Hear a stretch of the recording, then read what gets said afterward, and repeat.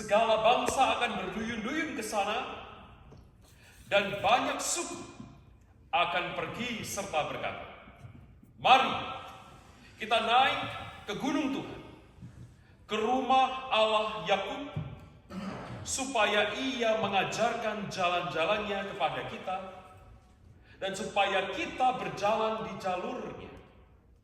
Sebab dari Sion akan terbit pengajaran dan firman Tuhan dari Yerusalem. Ia akan menghakimi antara bangsa-bangsa dan memutuskan perkara bagi banyak suku bangsa. Mereka akan menempa pedang-pedangnya menjadi mata bajak dan tombak-tombaknya menjadi pisau pemangkas. Bangsa tidak akan mengangkat pedang melawan bangsa lain, dan mereka tidak akan lagi belajar perang. Hai kaum keturunan Yakub, mari kita berjalan dalam terang Tuhan. Demikian jauh kita membaca sabda Tuhan.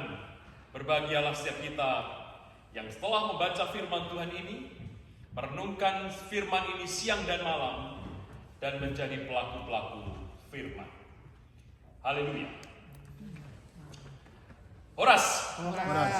Sudah lama saya tidak berjumpa dengan kita semua. Sudah lama saya tidak datang ke jemaat ini, dan saya senang sekali hari ini Tuhan memberikan kepada kita waktu untuk kembali lagi bersama-sama belajar. Dan hari ini adalah tahun yang baru. Tahun baru untuk gereja.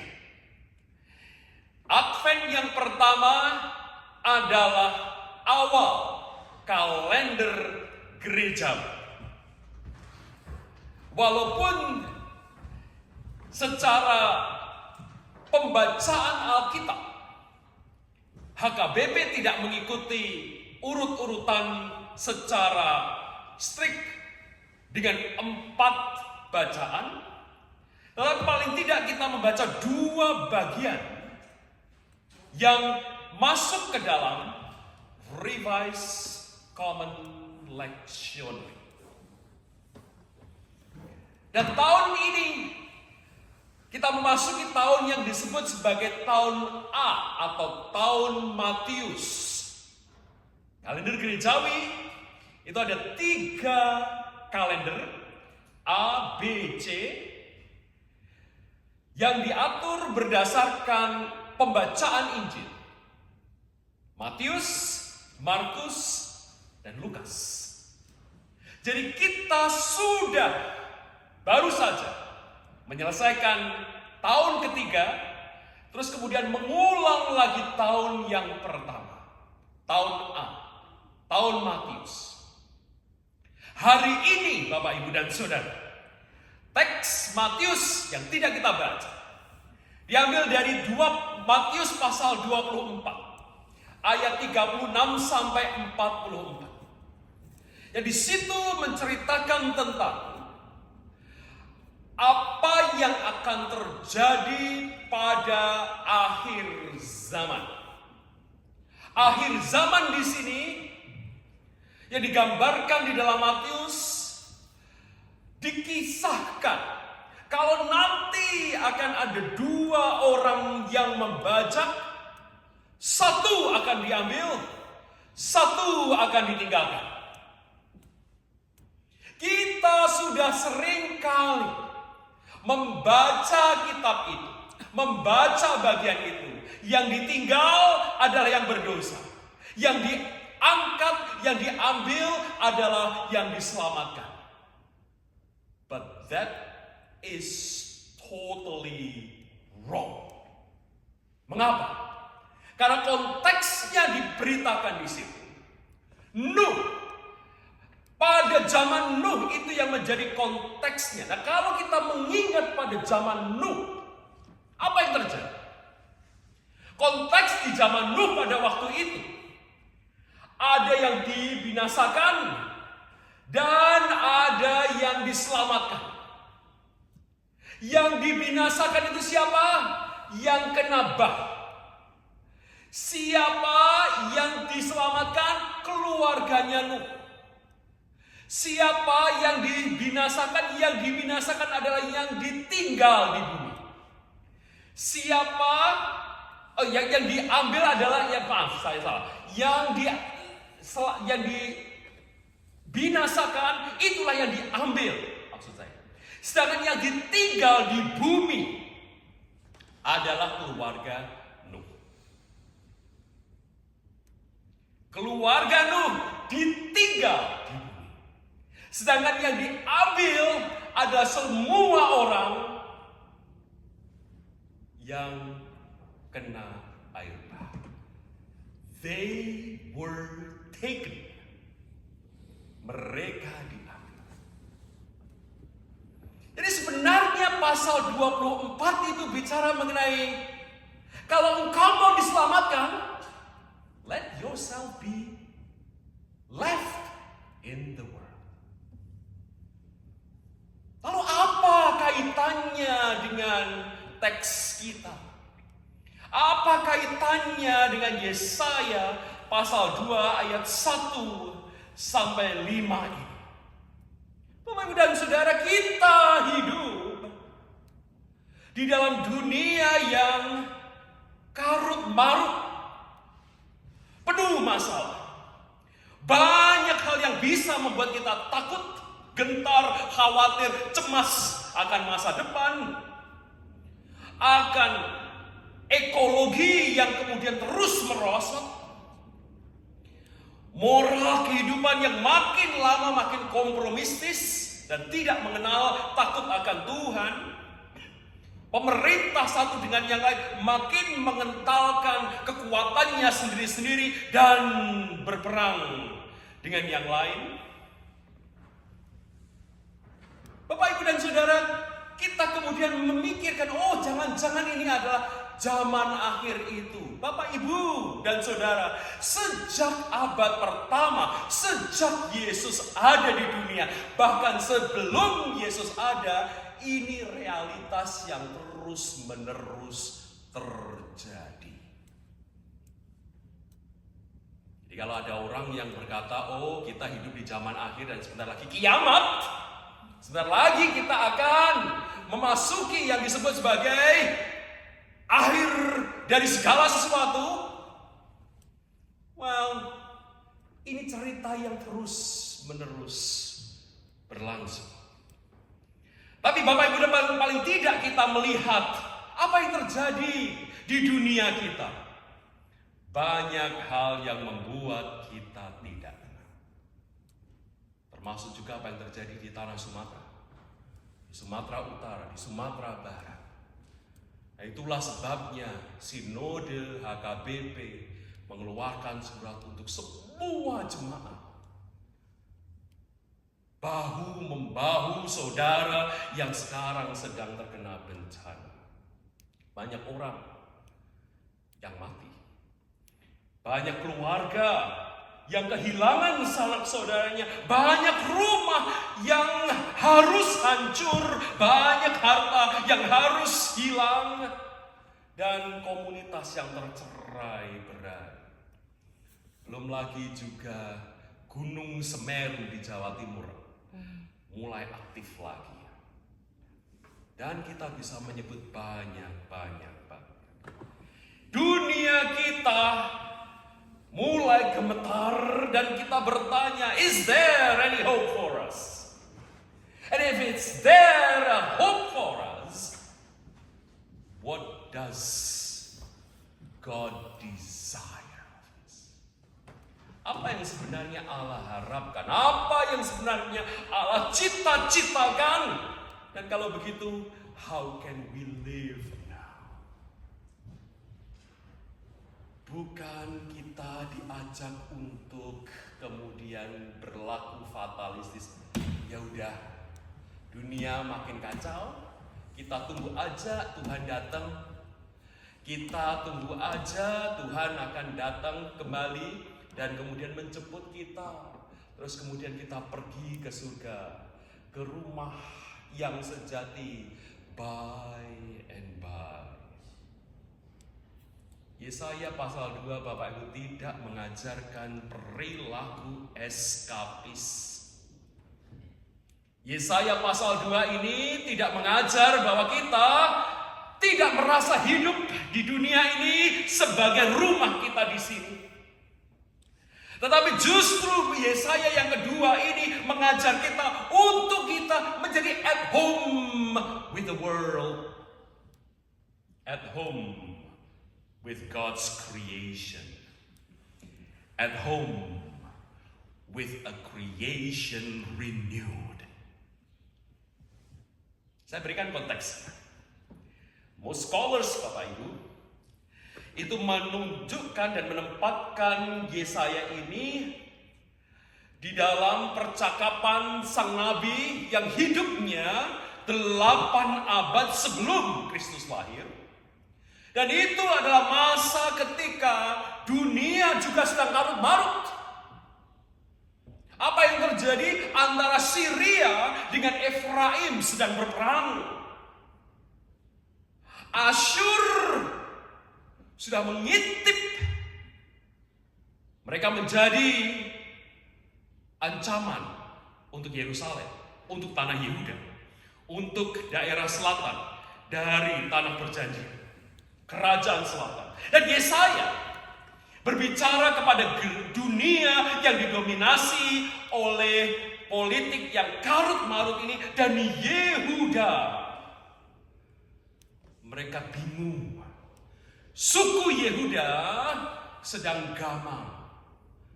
Percaya Tuhan atau kita alay saja, kita menjadi sekutu dari sebuah kerajaan yang kuat, yang hebat, yang sanggup menolong kita.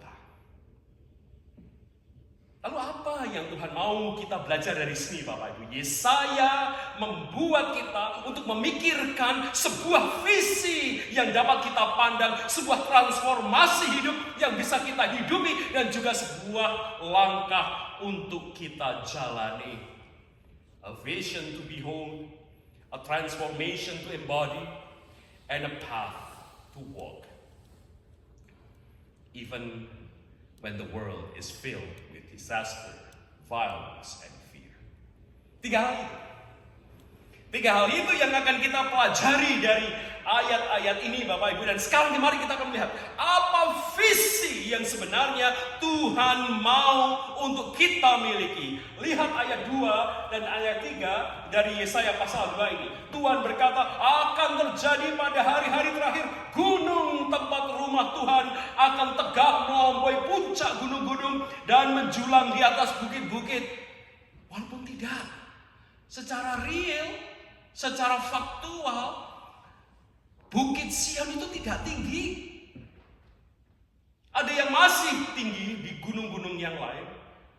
Tapi perhatikan, segala bangsa akan berduyun-duyun ke sana. Dan banyak suku-suku bangsa akan pergi serta berkata, mari kita naik ke gunung Tuhan, ke rumah Allah Yakub, supaya Ia mengajarkan jalan-jalannya kepada kita. Dan supaya kita berjalan di jalurnya. Yerusalem, kalau kita melihat konteksnya di Yesaya pasal 1, adalah Yerusalem yang bejat. Tuhan murka kepada Yerusalem. Tuhan murka kepada umatnya karena mereka berlaku tidak adil. Mereka beribadah tetapi cetek. Mereka suka melakukan ritual tetapi tidak ada kedalaman. Tuhan murka. God was angry to Jerusalem. But in chapter 2, there is a different vision. Ada sebuah visi yang berbeda. Yesaya diberanikan untuk melihat there is a different world. Dan dia mengundang supaya semua mata orang Israel, look, Allah sedang menyediakan dunia yang berbeda. Bukan dunia seperti yang sekarang ini ada. Bukan tata dunia yang sekarang ini carut-marut dan dipenuhi dengan konflik, pertikaian, dan real politik yang luar biasa berkecamuk. Dunia yang dijanjikan Tuhan bukan dunia di atas sana, Bapak Ibu. Tapi dunia yang tua ini yang kemudian akan diperbarui. Tahu bedanya orang Islam dengan orang Kristen? Kalau bicara mengenai akhir zaman, kalau bicara mengenai hidup setelah kematian, tujuan akhir orang Kristen bukan surga. That is not the biblical truth. If I may say, that is only a half truth of the biblical message. Maka, kalau konflik orang Kristen dan orang Muslim hanya berkata, lu sudah masuk surga atau belum? Kalau lu mati sekarang masuk surga atau enggak? Itu asing buat berita Alkitab. Mengapa? Karena berita Alkitab ada kebangkitan. Berita Alkitab ada yang namanya restorasi. Berita Alkitab ada yang namanya pemulihan. Apa arti pemulihan? Dunia ini dipulihkan. Nanti semua orang akan dibangkitkan dan hidup di dalam dunia yang baru, new heaven and new earth, where on a restored creation, this old creation made new. Dan itu tidak ada di dalam pikiran dan ajaran teologi Muslim. Lalu kalau orang mati bagaimana? Paulus jelas banget. Orang mati itu setelah mereka mati, mereka akan bersama dengan Kristus. Ngapain? Nunggu sampai nanti pembaharuan itu datang dan kemudian semua orang akan diselamatkan, mereka yang percaya. Bagaimana dengan yang tidak percaya? Mereka tidak punya tempat. Mereka tidak lagi punya tempat di surga yang baru, di bumi yang baru. Now you know the difference between what Islamic theology and Christian theology at its core. Nah, sekarang kita kembali Bapak Ibu. Yesaya berani menunjukkan there is a world different. There is a world that God intends. Not the world that currently is. Ini adalah pengharapan yang bukan naif, tetapi pengharapan yang sungguh-sungguh dijangkarkan pada janji Tuhan. Perhatikan di sini, orang-orang berbondong-bondong akan naik ke gunung Tuhan. Yang semulanya Israel, yang semula Yerusalem itu bukan sebuah pesona yang menarik, tetapi orang-orang akan datang ke sana berbondong-bondong. Mengapa? Karena di situ ada pemulihan. Di situ ada pembaruan. Di situ ada penyembuhan. Loh, kalau kita bicara misi, biasanya kita diajar, ayo orang Kristen keluar dari tempat di mana kamu berada, keluar, go out to the world, seek the lost. Tapi aneh, di sini justru visi yang berbeda yang Tuhan katakan, they will come to you. Itu artinya, you are restored first. Engkau dipulihkan dulu, baru kemudian orang tertarik datang. Aplikasinya gampang Bapak Ibu. Kalau kita punya teman, lalu teman kita itu meninggalkan kita, yang pertama-tama harus kita pikirin adalah jangan-jangan saya yang salah. Jangan-jangan mereka itu nggak senang sama aku karena perilakuku yang tidak menarik mereka. Gunung Tuhan menjadi pesona yang menarik. Gerakannya justru sentripetal, Bapak Ibu.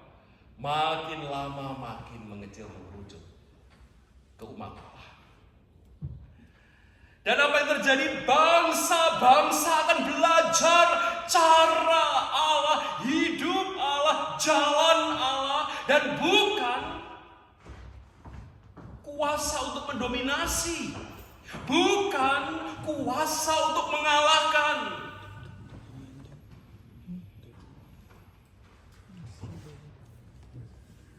Pembaruan ternyata dimulai dari belajar bersama. Teaching, formation. Di mana justru di situ kekuatan gereja, kekuatan umat Tuhan, yaitu apa? Pengajaran yang kuat. Lalu apa kaitannya Bapak Ibu dengan kondisi kita sekarang? Yesaya berkata, visi Tuhan, visi yang Allah berikan bukan membuat kita tidak tenang, tidak nyaman hidup di dalam dunia ini, tetapi it reshapes our vision of how we see crisis. Allah punya harapan kepada dunia bahwa semua orang akan datang belajar bersama untuk memahami bagaimana hidup di dalam hikmat, bukan hidup saling menaklukkan oleh karena kesombongan, kecongkakan, dan keinginan untuk menguasai. Dan justru di sini juga kita melihat belajar apa yang terjadi di Sumatera di tengah-tengah banjir. Bapak Ibu, apa yang Bapak Ibu doakan? Apakah ini ujian Tuhan? Saya nggak bisa berdoa ini ujian Tuhan. When the floods came, justru mata saya tertuju kepada itu bagaimana bisa ada begitu banyak logs, begitu banyak kayu-kayu, pohon-pohon yang kemudian berkumpul di antara banjir. That is the problem. Kayu-kayu yang dipotong. Apa artinya? Ulah manusia. Jadi Bapak Ibu, sebagai umat Tuhan kita harus berani. Jangan-jangan di sini Indonesia masih hidup di dalam Yerusalem di Yesaya pertama. Mereka tidak peduli dan tidak mau belajar. Hutan digunduli.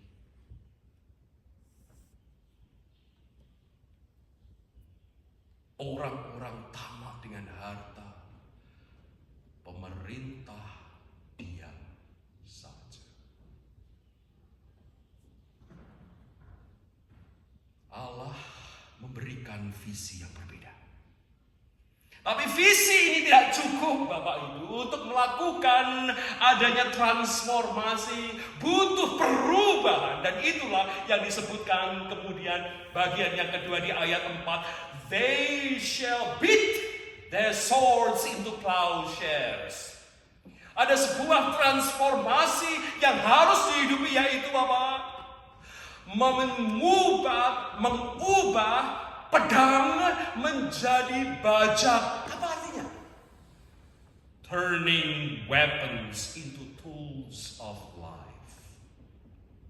Mengubah alat-alat yang mematikan orang lain menjadi alat-alat yang menghidupkan ciptaan. Ini yang Tuhan minta. Ini Tuhan tidak hanya berkata, hai umatku, jangan eskapis, di rumahmu, tetapi juga apa? Tuhan memberikan cara, Bapak Ibu. Turn weapons into tools of life. Allah digambarkan sebagai seorang hakim. Tapi Bapak Ibu, hakim pada waktu itu bukan hakim yang duduk di belakang meja, yang kemudian memutuskan ini benar, ini salah, itu demikian. Bukan itu saja. Hakim yang digambarkan justru di sini adalah hakim yang set things right. Dia yang justru bekerja mengubah apa yang salah menjadi benar. Hakim yang reorder relationships. Dan hakim yang heals injustice. This is the God as a judge. Never think that God as judge is that God will judge your wrongs and your rights. No, that is not the God of the Bible. The God of the Bible is the one that sets things right. God that heals injustice.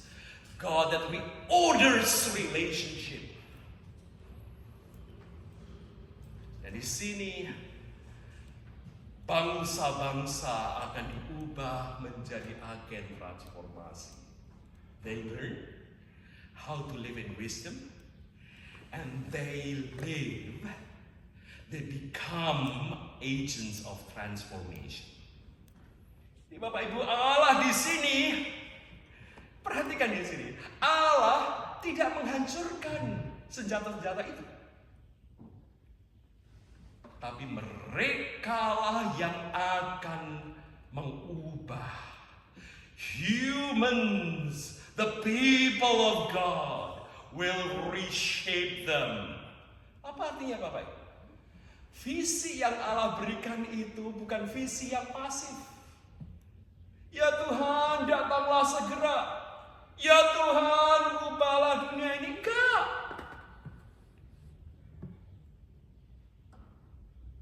Dan itu harus dimulai dari doa kita, Bapak Ibu. Kalau kita berdoa supaya tanah Sumatera Utara, tanah Sumatera secara keseluruhan, tanah Indonesia yang rawan bencana, Jakarta yang sinking, bahkan New York City juga yang sinking,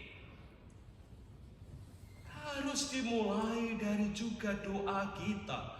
What can we do? And God's vision never realized if we don't want to do anything. Swords adalah lambang violence, lambang domination, lambang exploitation. Swords adalah symbol of death. Plowshares adalah lambang kehidupan.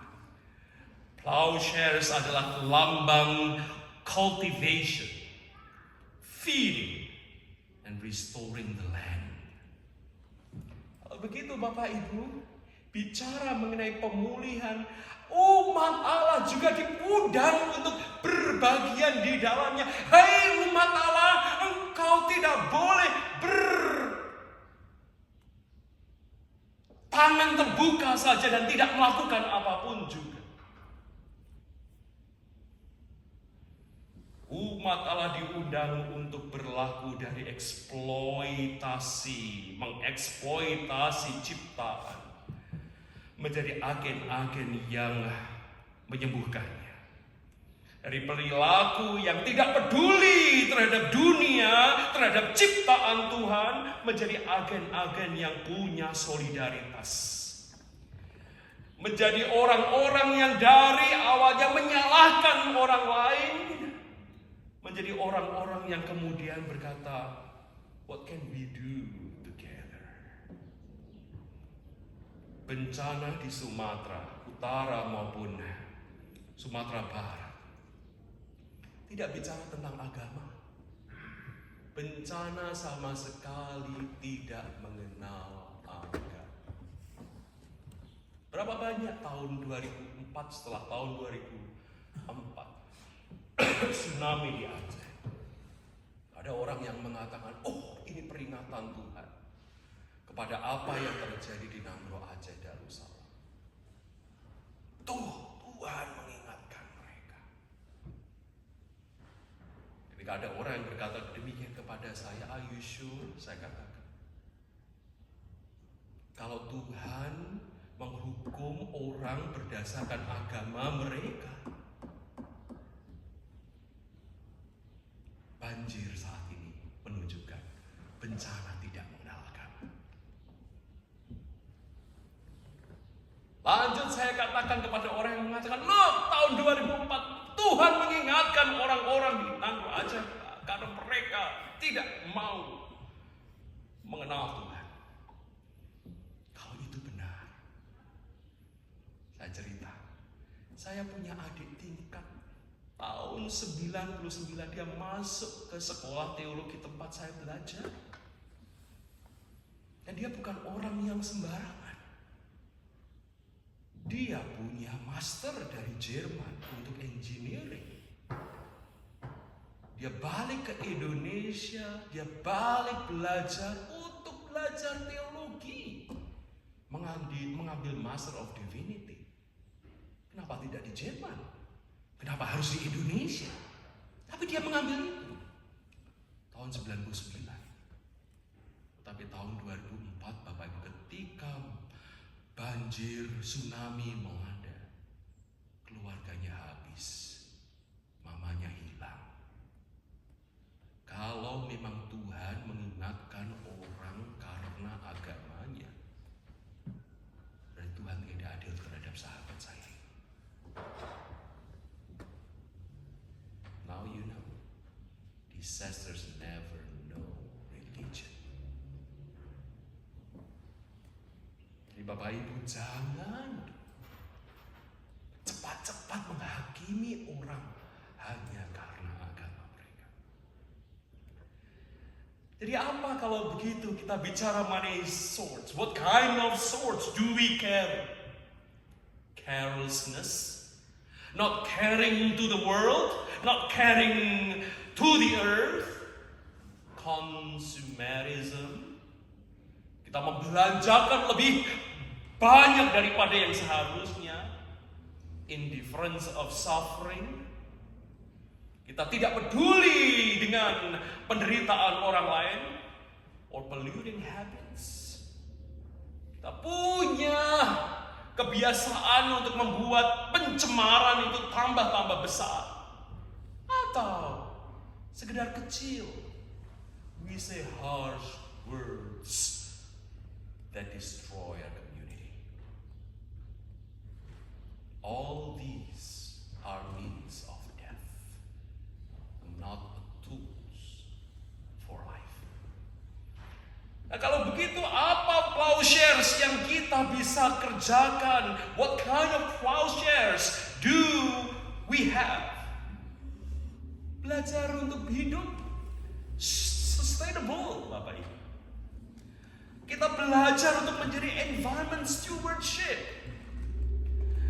Kalau kita ada di New York dan kita punya keluarga, tampaknya beritakan kepada keluarga Bapak Ibu, hei, tanam pohon. Beritakan itu kepada saudara-saudara kita di Sumatera. Plant trees. Dan jangan biarkan protect tanah untuk tidak diambil perusahaan. Jangan biarkan pemerintah memberikan izin kepada perusahaan-perusahaan besar yang pada akhirnya menyengsarakan semua rakyat. Vision leads to transformation, but it doesn't stop there. The text ends with a present tense calling. Apa yang kemudian harus kita lakukan saat ini? Ayat 5 kita melihat di sini. Hai kaum keturunan Yakub, mari kita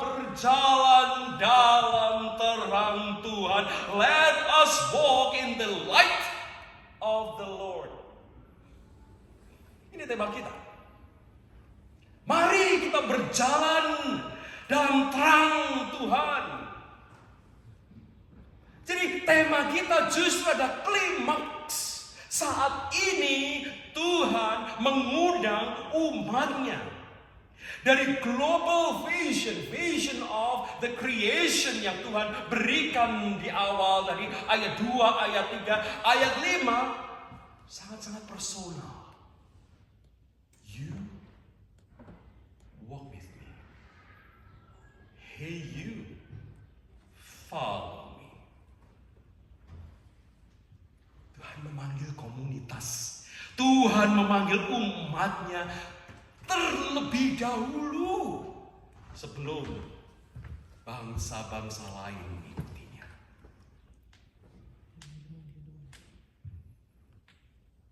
Walk in the light of God. What does it mean? Itu berarti kita menggandengkan, kita mencocokkan langkah-langkah kita dengan visi masa depan Allah yang Allah berikan kepada kita itu inang aman. Kapan? Today. Saat ini. Sekarang ini. Dan ini berarti juga kita bertindak bahwa kita sudah menerima kerajaan Allah yang damai itu. Dan kita menjadi sarananya. So we become previews of the coming world. Kita menjadi cicipan, kita menjadi teaser, kita menjadi trailer kalau dalam film-film itu. Sebelum film yang sesungguhnya, yang panjang itu hadir. You, I become that trailer. Jadi apa yang terjadi di sini Bapak Ibu, in times of disasters, our light must shine brighter. Inilah yang kita nyanyikan tadi. Yesus menginginkan daku bersinar baginya. Bersinar. Apa yang bisa kita kerjakan kalau begitu? HKBP sudah memulai. We offer tangible aid. We pray without ceasing. We raise funds for recovery. We advocate for environmental justice. Dan ingat selalu Bapak Ibu, yang merusak alam itu pastilah orang-orang, maaf, seumuran kita atau di atas kita. Tapi mereka tidak pernah memikirkan generasi-generasi di bawah. Bumi rusak, dirusak oleh orang-orang segenerasi kita.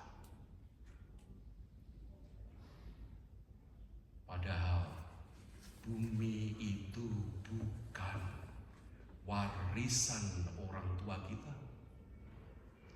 Bumi itu sebenarnya adalah titipan anak dan cucu kita kepada kita.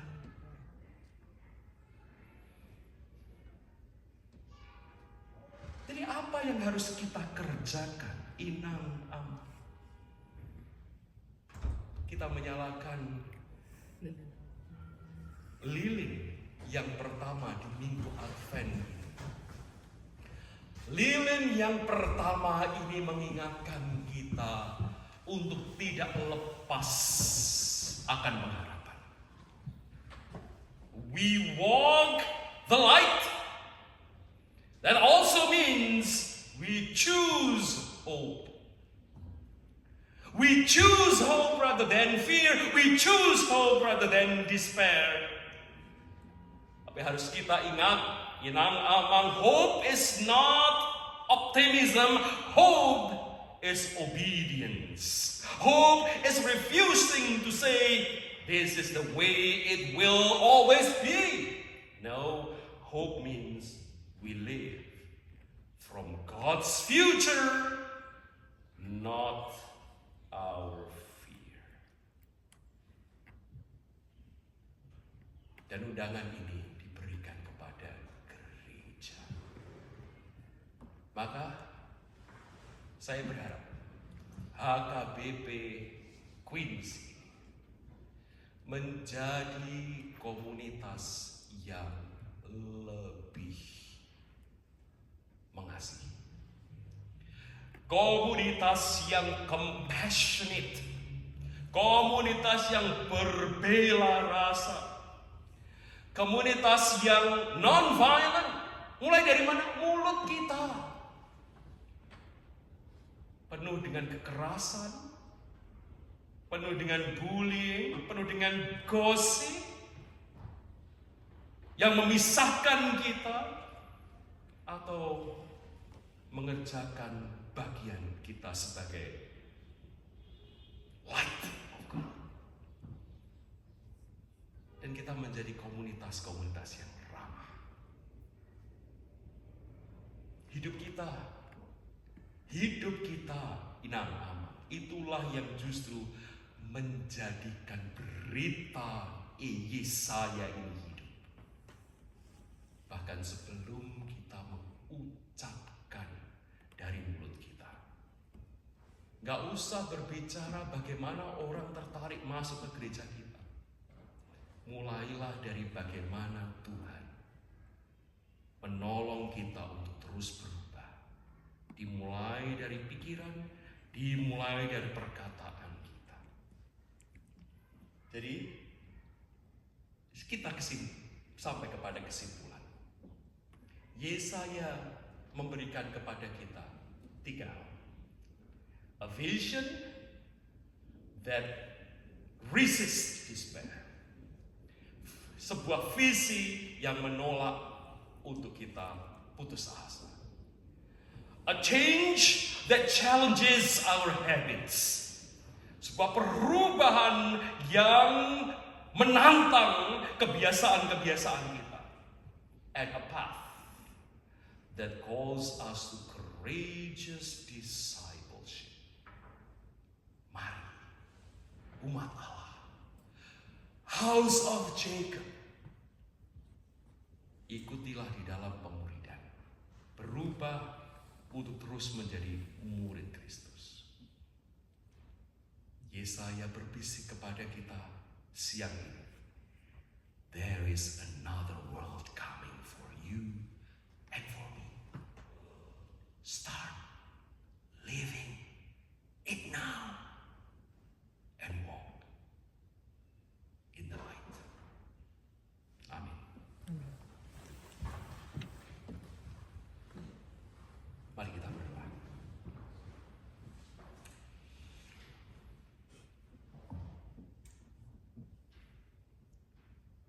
Tuhan, kasih karunia-Mu yang kami perlu untuk menolong kami menghidupi visi-Mu dengan pengharapan sebagaimana berita minggu pertama Advent. Kami berdoa memohon demi Kristus Yesus.